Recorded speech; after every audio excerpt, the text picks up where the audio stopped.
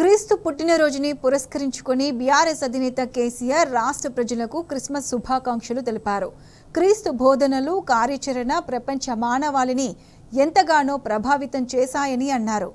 పాషాణ హృదయాలను కూడా క్షమించమని ప్రభువును వేడుకున్న మహా త్యాగశీలి, అహింసావాది యేసుక్రీస్తు అని కేసీఆర్ కొనియాడారు.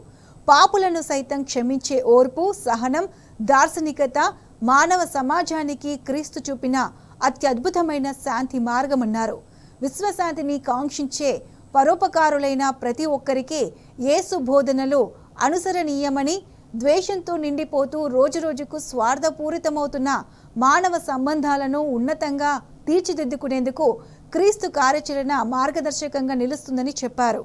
గంగా జమున సంస్కృతి ఫరిడవిల్లేలా, మత సామరస్యం వెల్లివిరిసేలా సర్వమత సమానత్వాన్ని బీఆర్ఎస్ ప్రభుత్వం ఆచరించి చూపిందని గుర్తు చేశారు.